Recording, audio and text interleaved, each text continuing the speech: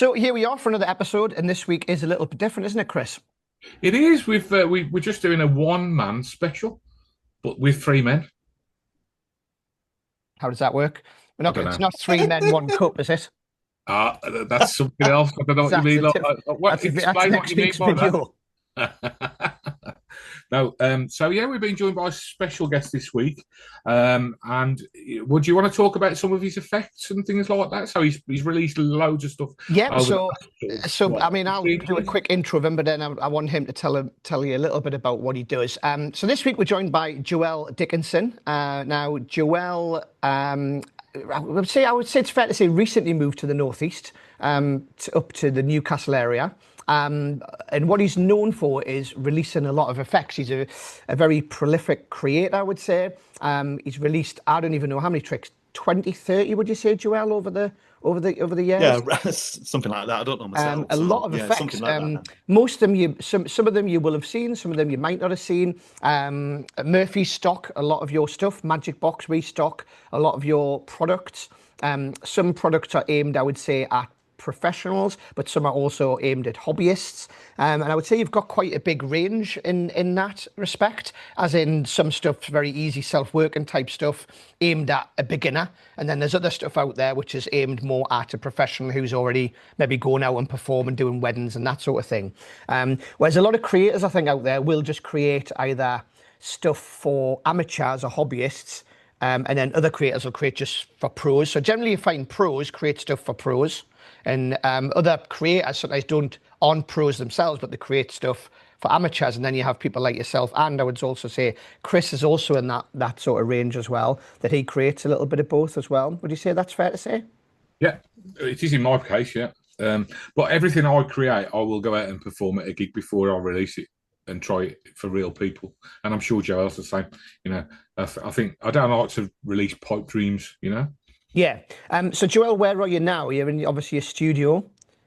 I am, man. Yeah, I'm in my studio at the moment. I would say like the magic that I create, you pretty much bang on, really. Like I started performing when I was 16 years old. Started in like stage cabaret style performing, and then but my main interest from when I was like 10 years old was predominantly close-up magic. So like I spent my like entire life just reading. Honestly, well, I'm saying my entire life, my like from like 10 till about 14.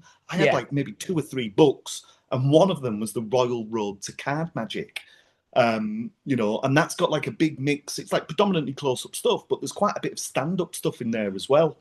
Um, so You worked yeah, in Spain for a while, didn't you? Did you work at I the did, man. house? Yeah, I mean that was like the early days. So I opened up the first House of Illusions for Rodney James Piper, Hmm. and at the time I was working with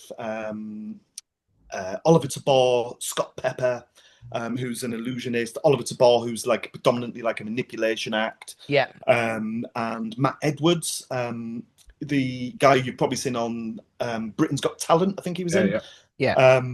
Yeah. So I opened up with like the first House of Illusions with them guys, and then I left Spain after like a couple of years, and then started performing in like totally different environments. Like I instantly went and moved to York and weirdly started performing on the street with an old school street performer called Captain Keno, right?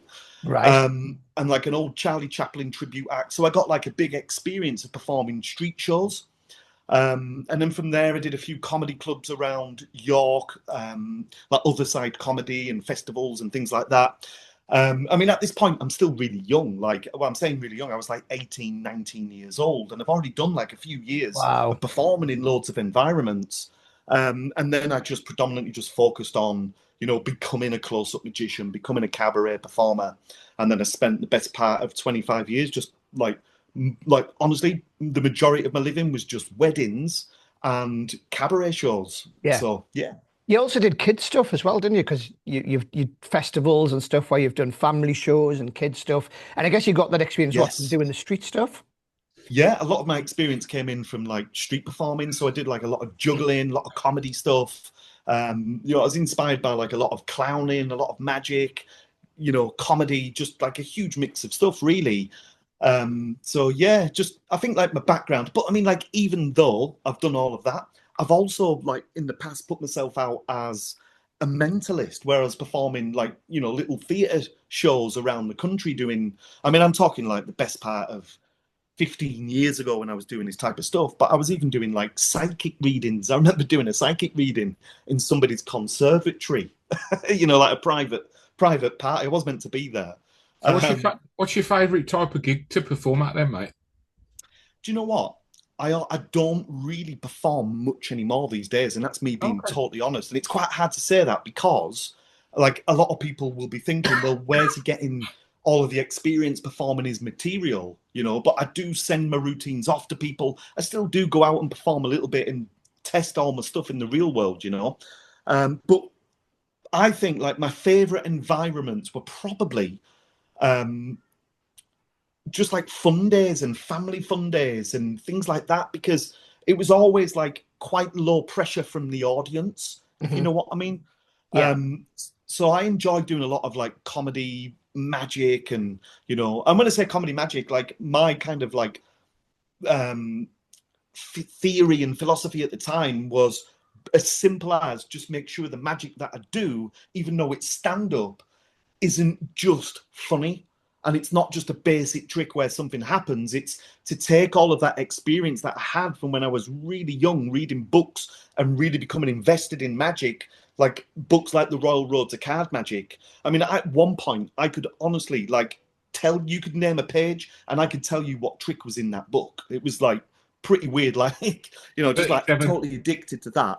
But, you know, like I always had this like theory thing where I just had to make sure that the magic that I did was really strong, rather than, you know, rather than just like simple self-working tricks on stage. I like to make sure that things happen and, you know, take a lot of like eating pens really quickly and, you know, like, yeah, just so where did the stuff creating side come in? When did you start creating stuff? I actually put my first trick out about 20 years ago, and it was called Horror Secrets. And it was with a good friend of mine called Adam Hudson, and it was a zodiac reveal. So yeah, probably about then. And it was a digital download. And I know at the time, not many people were doing digital downloads. I was going to say that must have been one of the first digital downloads out there. Then really, it was a long time ago. Yeah, it was at the time where like JBTV were, you know, like I don't know if you remember. There's like a period in time where JBTV were just like, their website was always there and really, really prominent. And it was basically like a magic shop, wasn't it? I think it's predominantly like their own ideas at the moment. I'm not sure. I haven't looked into this for a while. But yeah, man. I mean, yeah. Sorry, yeah. I go off on a tangent, so sorry. So what's and I'll get asked this question all the time, and I'll be amazed if you can answer it any better than I do, which is not very well. But what's your favourite trick that you've created? Not necessarily released either, but created. Yeah. I think at the moment, right, there's like a pattern that I have where my favorite trick that I've created is always the one that I'm going to be working on, and the idea that's coming in your mind now, and that keeps you moving, done it to the next thing. Yeah, but that's the one you're always excited. That's the one you're always excited about, because it's the one you're physically working on, and you're excited to show people the concept. Yeah, and if you think about like the amount of tricks that magicians throw away because they've already mentally moved on to the next thing, right? You know, it's like there's so many tricks that magicians are probably not releasing because they're more excited about another idea. Yeah. Whereas if they just slowed down and focused on that one single idea and actually put it out, it'd have probably been amazing. Do you know what I mean? Right. But by the same token, you know, how many times do you sort of just chuck something away because when you thought it was brilliant to start with, and then you realise it was crap halfway through? You know, I've got a drawer full of stuff like that. And I look at it now and I think I can't even remember what this did and stuff. You must have the same thing, you know. I imagine.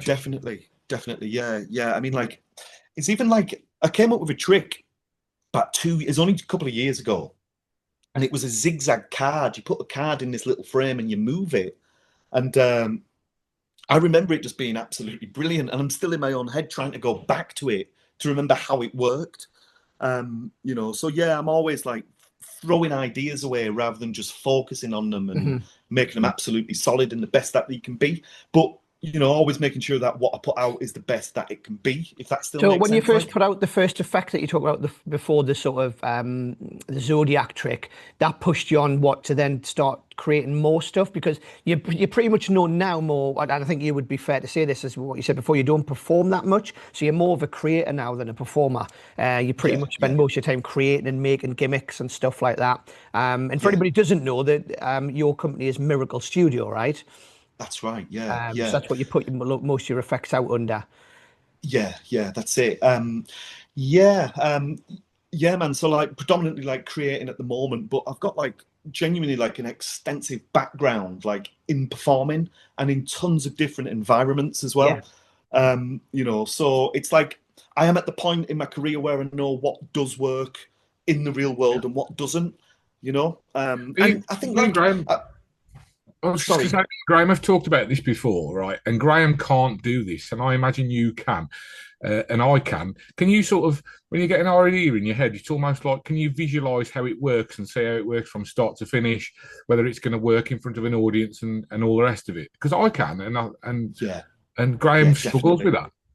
Right. Yeah, I do. Yeah, I find like I can flesh out tricks pretty quick as well. You know, and it's like people in the past have said, so how is it you create all of this stuff? Like, and I think it's like just because you've had like I don't know if I'm explaining this well, right? But hang on, give me 1 second just to process this, right?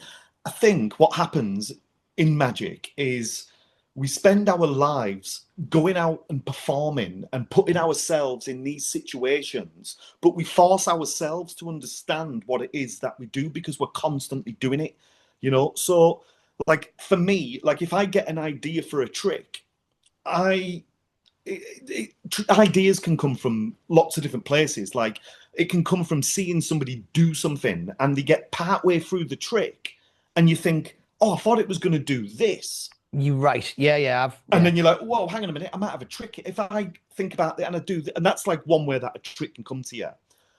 It could be like something that you read 20 years ago and it sparks an idea. And like for me, like tricks just come in loads of different ways. But Mm. often, like I've genuinely thought of a trick in the past. It's called the Pinnacle, and it honestly came about as a dream, right?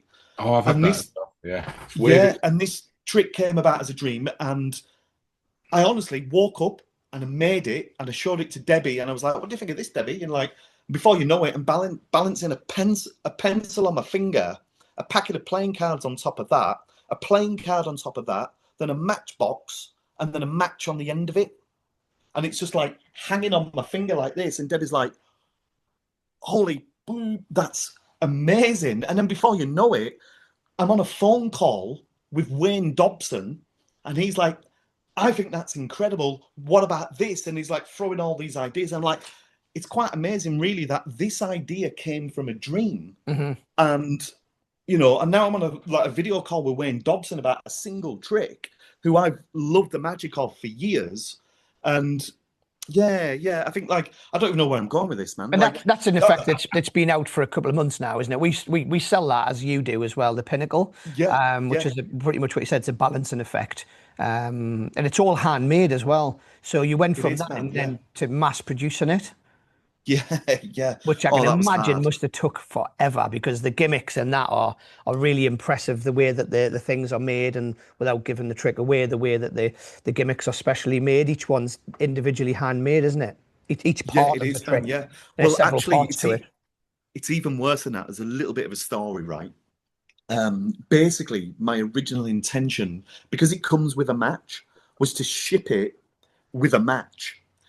But it turned out we were making like 500 of these tricks, and each one of these tricks took hours. No, sorry, like the whole thing took, and I'm not exaggerating, like these 500 tricks probably took about a year to make 500 of these. The worst trick for building wise and Yeah. time and intensity that I've ever made. It was really tough, right?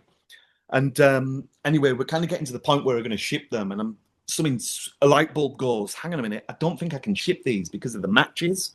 So I'm now thinking, if this gets picked up at customs, I obviously don't want that. So we ended up having to take these ready gimmicked matchsticks, cut the heads off, and then give everybody a piece of this putty. So that I figured out a way to make an actual realistic looking match. It was really easy. Took a few seconds per match. And then I put this bit of putty in these little boxes. And then we came to ship them, and I checked the little bits of putty, and they dried out on every order, right? So I'm now like, oh no, right? What am I going to do? So I ended up having to just make these fake heads on these matches.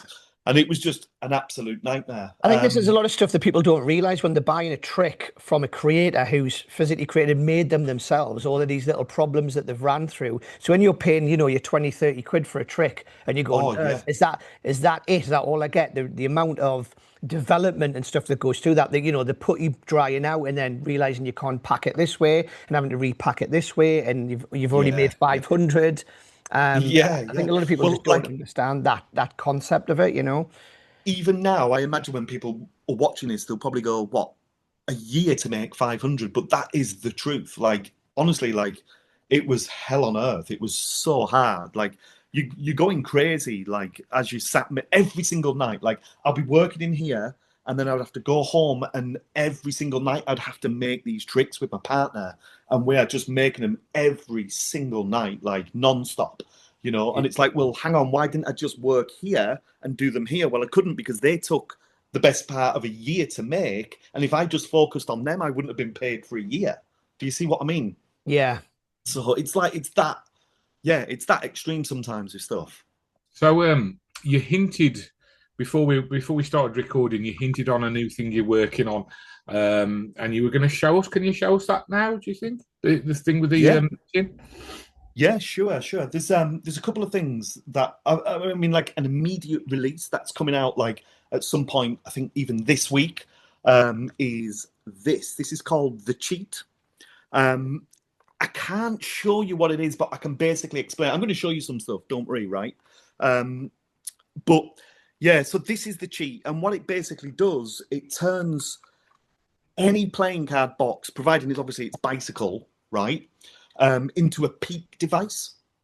But it can be used on the table, so you can place your box down on the table and you can retrieve a peak, or you can have it in your hands and you retrieve a peak. So yeah, you showed me this. It's very, very good, very well made, very clever gimmick. So is that currently at Murphy's? Am I allowed to say that? Yes. So Murphy's are about to put it out. So that'll go out and be available probably in the next week or so. Yeah, man. So anytime soon. I think you're going to be stocking it, from what I remember. Yeah. I mean, this is another one that took probably about 3 months. We made 550 of these, but this was a little bit easier to make. But you know, the process of this was just so it was like a long. And it's not just a trick, is it? It's a utility device. Stuff you can do, lots of different things. Does it come with routines with it? Yeah.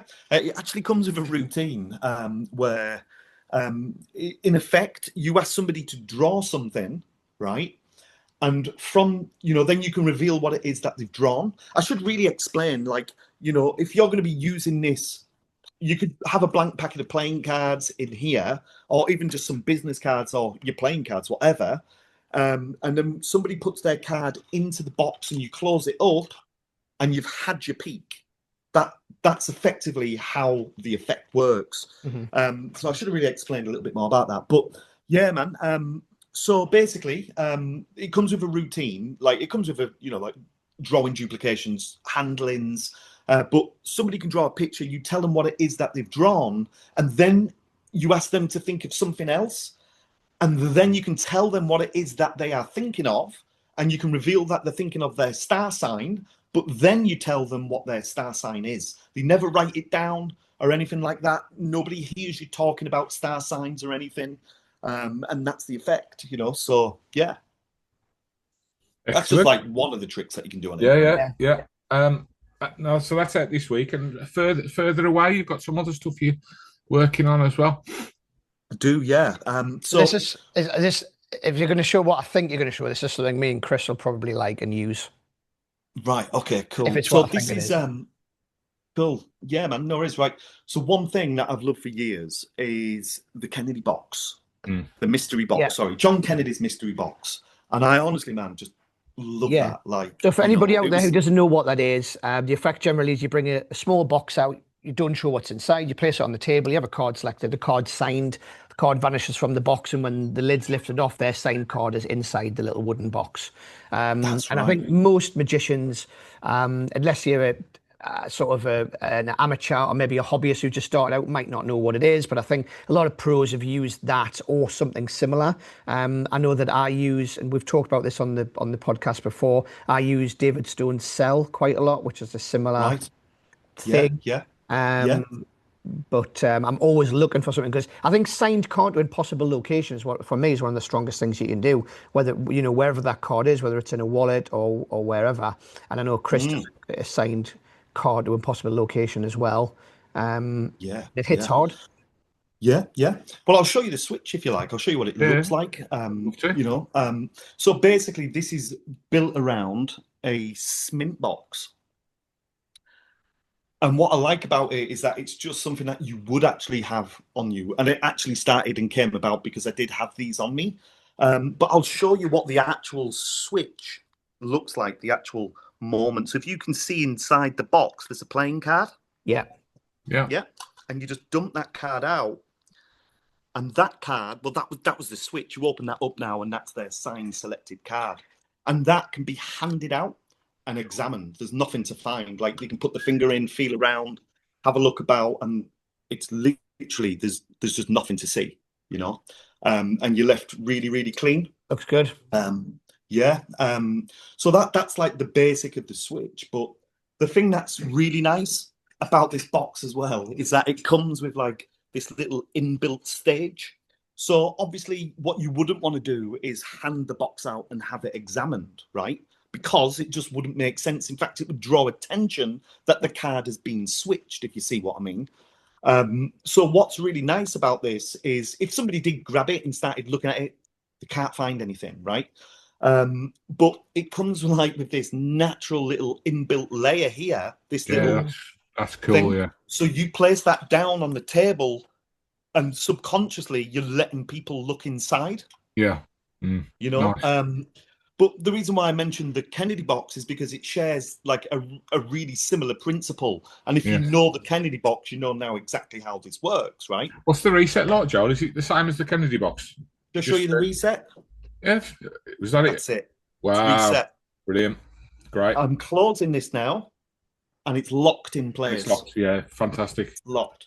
So and the that was whole... the one thing about the Kennedy mystery box that I didn't like, or the only thing I didn't like really, was the lid's loose, isn't it? You know, it just solved that problem. On top, doesn't it? Yeah, I used to wrap an elastic band around it just for that reason. I think a lot of other people did as well. So I sent it to John Kennedy, you know, to basically have his permission and blessing, if you like if he's happy for me to release it. And he came back and said, basically, like, he said, it's absolutely lovely. Like, I give you my blessing. But one thing, like, over the years, is that if you Google the mystery box, you're going to find AliExpress rip-offs.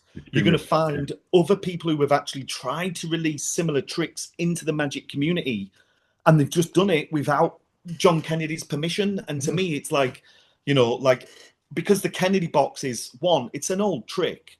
A lot of magicians know it. I mean, like, man, you must have sold mountains of them over the years, like especially years ago when, you know, all different versions, different types of wood, the walnut ones and the the oak ones. I've still used the mystery box 2, which was the one with the overlap on the gimmick, you know, and it's beautiful.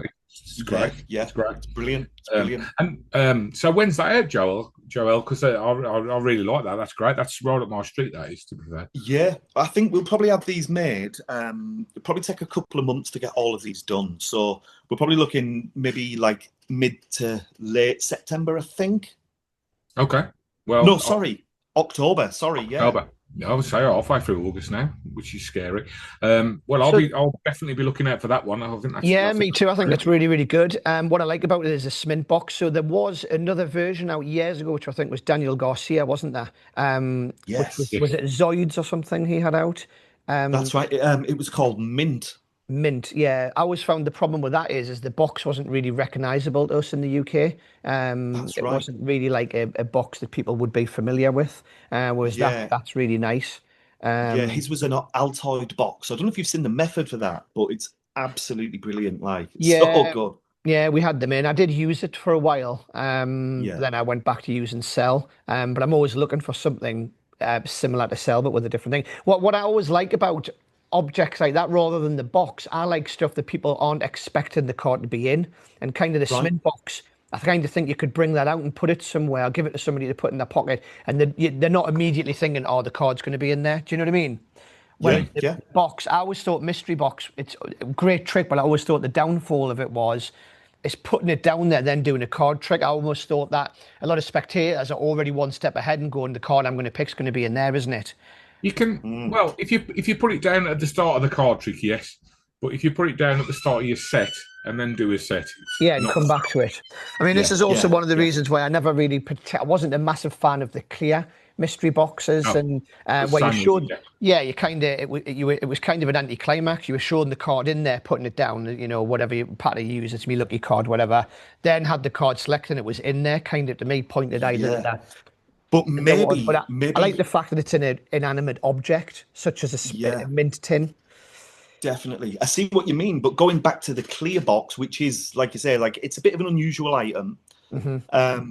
And the predictions on display ahead of time. Sorry, the Yeah, card is on display ahead of time. But maybe you could actually decorate that up. And like what I would have most likely done if I ever performed that, and I never did, is call it a prediction. And I'll get back to my prediction in a little yeah, bit. yeah, So it yeah, takes that, instead of saying like this card is going to become your card in a moment, it's like you're putting too much heat on it. yeah, Obviously, you yeah, wouldn't be yeah. saying that anyway. So if you kind of present this as, a prediction, and I'm going to come back to that in a moment, and it's going to reveal something, it's going to amaze you all. You've Yeah. then drawn that attention, but disconnect from the moment when you Yeah, reveal I it's mean, the somebody's other way written card. that I've performed it in the past is you would say that the card in that box is a duplicate of yours. Wouldn't that be amazing? If Yeah, if you yeah, pick the six of hearts and that's the six of diamonds in there, and then when you tip it out, it's not. It's actually their physical card. But the other yes, problem I always thought with that is I always thought it points towards the method, yeah, because they've yeah. seen, you know what I mean? Like they know I that don't there think was a it points. card in there I don't before they think it chose points. it. I don't think it points to the method. But what I've always thought is that people are thinking about the method before you even get there, because they're just Yeah, thinking exactly. it Yeah. becomes like, how is my card going to end up in there? Yeah, they know Rather there's a than, switch. They don't know yes, when you switched it or when it was. That's what I'm saying. It points them towards the method if they right. see the card in there I think beforehand. so. Yeah. Rather Ah, than, oh my god, my card's in there. After the event. Um. Yeah, yeah. So Do you think, though, here's a little one, do you think we're sometimes possibly tricking ourselves? Because if you look sometimes at some of these gimmicks, and I'm not going to say any of them, they don't actually look like folded cards. Do you think participants are sometimes polite? Possibly. I don't know. no, you know what? I don't think they'd ever notice if it I was. don't No, think so no. either. I did. So I released my own version of this a few years ago. In fact, I've got one right here. There we go. So that was my take Yes. on it, which was the cigarette lighter. And on one not so memorable occasion, I pulled the gimmick out. And I'd got a blue gimmick and I'd got a red card folded, ready to go. I know And, exactly what you're going to say. Yeah, and they never noticed a damn never thing. noticed. No. Right.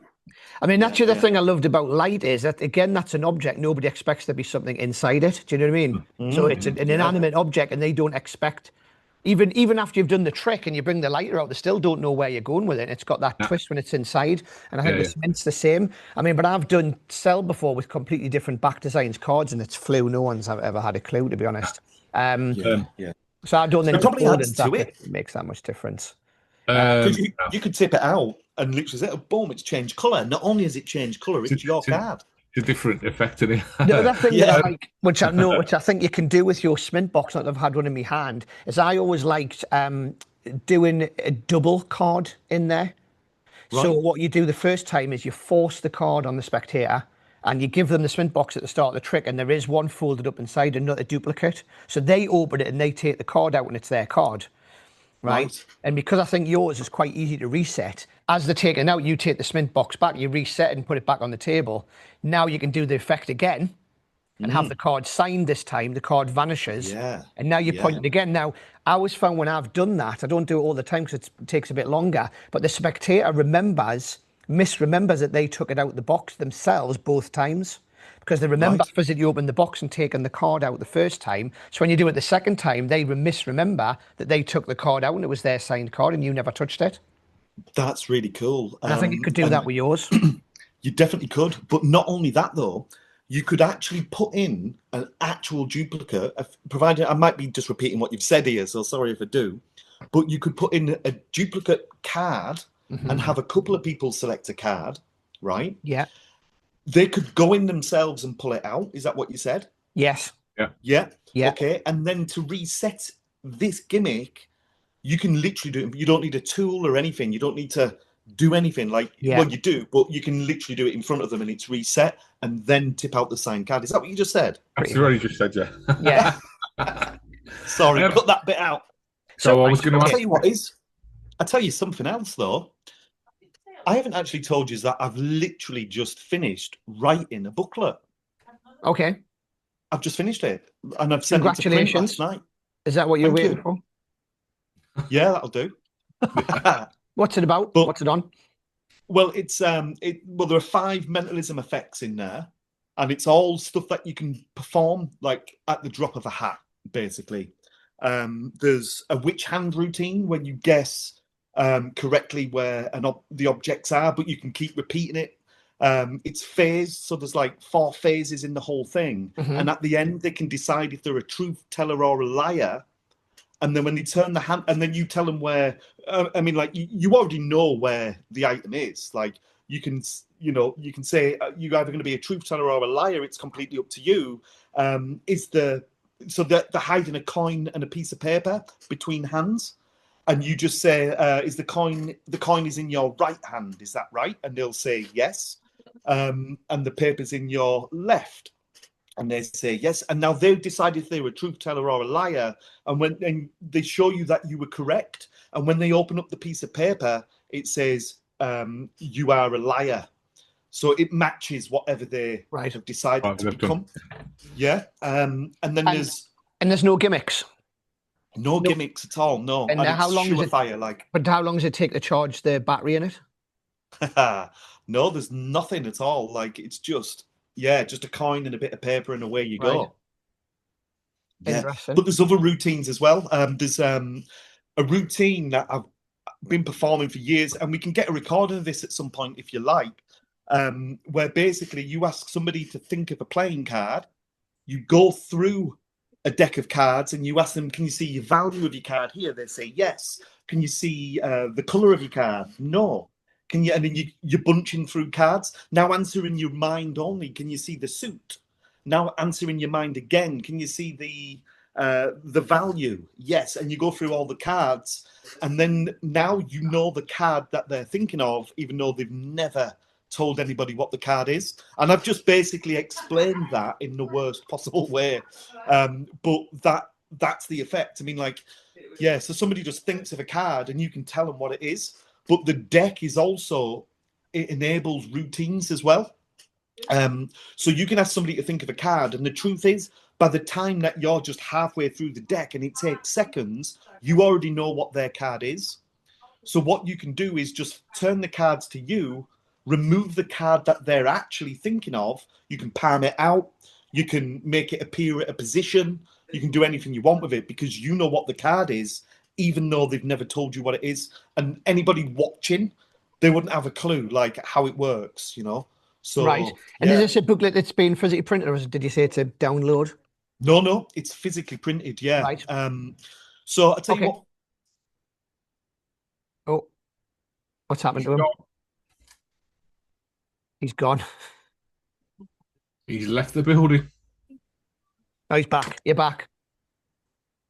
What you got there? Am I here? Yeah, you're back now. Yeah, froze there. You look like you were having a stroke. But he's back now. Am I back? Yeah, so it's a PDF, a printed booklet, which you're going to have out in the next couple of weeks. Yeah. So it's a printed booklet. But what I could even do, if you like, is come in at your shop at some point. You could film the effects, and we can show them to the people who are watching now. Okay. Yeah, that sounds Awesome. good. You fancy that at some point? Yeah. Cut in Okay. now. Taylor will be cutting that in now as we speak on this video. So let's wrap this up a little bit. You've got, did you have an effect that you were going to show us as well? Yeah, definitely. Well, I was originally going to teach you this. This is something that I created years and years ago, and I like this because it's just so visual. Where we take a couple of rubber bands, and these are just like regular bands, you know, Yeah. and you link them together, and the bands are linked. I don't know if you can see this like cleanly enough, but Yeah. And then whenever you want, you can separate the bands. That looks so good. That looks Excellent. That looks really good. I love rubber band stuff. It's something I've done for a long, long time, since I was sort of 17, 18 and watching the Dan Harlan videos. That is a long time. And I love rubber band stuff. That's great. That looks brilliant. So, Joel, before we go, a couple of things. First question, we've asked every guest we've had on so far, and we just want to ask, who is the magician who's inspired you the most? Okay, so the magician who inspired me the most was a magician called, it's not a famous magician, does that matter? No, it's a magician from the older generation. And for years, like when I told you how I was reading The Royal Road to Card Magic, and I was introduced to him through a club called the Northwestern Society of Magicians. So I joined that club when I was about 13, 14 years old. And I'd basically like spent all of my time reading The Royal Road to Card Magic. And he was just this old school magician, super talented, like unreal. Like he would perform the Gypsy Fred and your mind would just be like shattered just watching him, just going, wow. But he had this style of presentation that was really, really natural. He was called Terry Crawford. And what he used to do, what happened was my next door neighbor at the time, I think it was her 80th birthday, right? And she booked a magician for me for her birthday because she knew how much I loved magic. And I was really like quite young at the time. And we were all just sat in this little bar watching Terry Crawford perform this show. And he was just unreal. And we got talking to him at the end, like, because I'm interested in magic and my family were talking to him.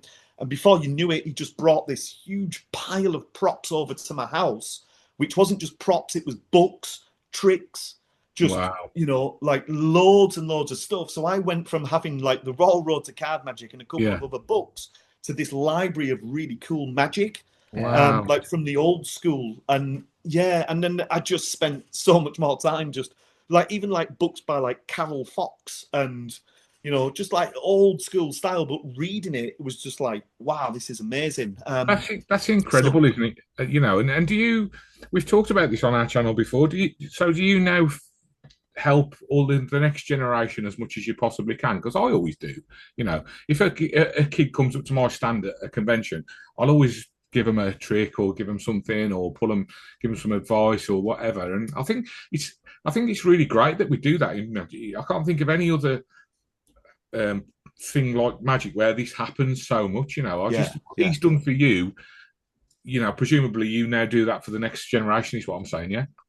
Definitely, yeah. Well, I spent years and years with a good friend of mine called Jay Rollins, and we used to travel around schools, and we would teach magic, we would teach circus, and we'd get all these kids coming up to us just asking us questions like and we really kind of made sure that we didn't just teach the tricks, but you know, the ones who were really particularly interested, we would help them harness their interest and get them up on stage, like performing, you know, and just doing anything and everything. So for me, it's a massive thing for me. Obviously, I run a club here, which you already know, but if the people watching don't, I run a thing called the Neptune Junior Magic Circle. Now, that used to be the Northern Junior Magic Circle, but long story short, they fell out and blah, blah, blah, and I ended up taking over into it. But it's called the Neptune because it was inspired by Johnny and Cynthia Neptune, who used to run the Northern. And people like myself, Martin Duffy, Paul Linton, Nicholas Mohammed, were all members of the juniors. And obviously I wouldn't be here where I was if it wasn't for Cynthia Neptune sort of pushing pushing me and giving me stuff and helping me along. So hence why I run that club now, and it's based here at the shop, you know. And the kids, they get to do a show once a year at the South Tyneside Convention. Fortunately, Chris isn't there this year. But you know, one year he might be good enough to perform in it. But the kids, you know, get a great opportunity there to go and perform on a stage in front of 400 people in a real theatre. And we that's what we work on through the year, is getting them prepared for that. And it's a big thing. Yeah, It's a big thing. I love it. I think it's brilliant. I think it's absolutely fantastic. And the fact that he did that for you, you know, it stuck with you all these years later. And I had somebody say that to me when they were taking me on stage at Merlin's convention last year, and I'd forgotten that I'd done this. And like when he was a young man, you know, I spent a lot of time. Me and Gary Jones spent a lot of time with him at Blackpool. He's with his dad, who was helping him, giving him some pointers and stuff. And then when he brought me on, he brought it up again and said that I'd really helped him when he was young. And I was almost in tears when I went on stage at the start of it, because it was just something that I'd done and I'd forgotten about. And it does stick with people. It does. Yeah, I think that's just back to the guy giving you all that stuff. I think that's actually a really good idea, because I'm sure there's a lot of magicians out there, right, who've got stuff in their drawers that they don't really use, and rather than bin it or try and sell it on secondhand magic, give it to a kid, which I think is a great idea. You know what I mean? Like, I'm sure that we've all got drawers of stuff, and there'd be some really good stuff in there. Rather than try and sell it and make a fiver. Don't give it to Graham's kid, because he'll put it all in the shop for sale. Yeah, that's true. Yeah. Yeah, no, you're right though. Yeah, I mean, it's like, it's good in it just to pass it on. And I think that's a really good idea, and I think anybody else one bit of advice, I think that's good. I've got one of my friends passed earlier this year, and his wife contacted me about getting rid of all of his, not getting rid of, but doing something with all his magic. And I've spoken to the Magic Circle about sending it to the Young Magic Circle for the next generation. So that's what we're going to do. I've just got to get down there and pick it all up. Yeah. But she loved that idea. She thought it was, you know, he'd really appreciate that. So that's great. Yeah. So, so I think that's pretty much it. Joel, is there anything that you wanted to add before we go? Is there anything that you want to sort of add to what you've said already? Anything you want to plug? Yeah. Okay. So, a couple of quick things. So should we do this again at some point, if you're happy with that? Definitely, yeah. We'd love to have you on. Okay. You know what we should do as well? We'll do this at some point where we can actually all be in the studio together rather than on Zoom. We'll have a physical, an actual... The reason why I ask is because, Chris, what's your least favourite style or genre of magic? Ooh, that's a great question. I can answer them for me straight away, but go on. Okay, you go first. Well, I think you both already know it's probably mentalism, right? So don't get me wrong. I don't mind mentalism, but if I had to pick one of the genres that is my least favorite, it would be mentalism. Right. Mine would be thimbles, probably. Right. Okay. So the reason why I'm asking is that's not a genre. Yeah, it is. Yeah, I reckon that'll do. Thimble magic and mentalism. Yeah, that'll do. So a little challenge then, right? Is this the next time we do this, Chris? You need to have created a thimble magic trick. Oh, you arse! I'm changing. You wish you hadn't said thimbles now. Yeah, and Graham, you've got to figure out a mentalism trick. Easy. My job's a lot easier than Chris's. Yeah, it is. But try and figure something out, and I will. Okay, that's a good. We can perform them on here. Or wherever it is, and I will take either mentalism or thimbles as well. I'll take the same route. Thimbles, right? Oh no, I'll think of something else. Just name a style, because I don't really have like a magic with puppets. Okay, I've done that. I've done it already. Okay, magic with bananas. Magic with bananas. What is that? A genre? All right. Okay. Yeah, right. That's cool. not. Should we go with puppets or puppets? No, let's go for puppet. Yeah, puppets is good. Puppet's a good one. Puppet's a good one. Okay, right, let's do that. Cool. I think a puppet's a good one. So listen, let's wrap this up. Before we go though, where can we get your stuff? Taylor will put a link on the screen. Magicbox do stock most of, if not all, of Joel's stuff. But the company is Miracle Magic, and a lot of Miracle Studio. Miracle Studio, sorry. It's all right, man. Taylor, I'll Listen, put that tell on you the what, screen. just keep it really simple. Just pick it up from Magicbox, no problem, right? And I will bring you some of my booklets. Okay. We're going to get some footage of that so you can show it to your viewers. And the next time we do this, you're going to be doing thimble magic and you're going to be doing mentalism and I'm going to be doing puppet magic. That sounds interesting and exciting at the same time. Yeah. Apart from the thimble magic, it sounds exciting, yeah. And also the trick that you did before, the Lincoln rubber bands, we'll get a tutorial for that. Can we do that? Yeah. And we're going to somehow get that out free to the subscribers who watch this video or our videos. Yes. All right. No worries. But that will Well, send I'll more tell you what you information can about that do. in the future. Just, if they're not on your newsletter, I mean, in your next newsletter, just send it out. Okay. Send it out. Okay, Awesome. We'll do that. So stay tuned for that. But listen, Joel, I know you put your holiday off for this, so I really appreciate you coming along and having a chat with us. It was no really worries. good Thank fun. you. It was Thanks good to for see having some of me. your stuff. Great to see you, mate. Yeah. Thank you very Brilliant. much. Thanks a lot, Cheers, and we'll see Paul. everybody next week. Take care of yourselves. Bye.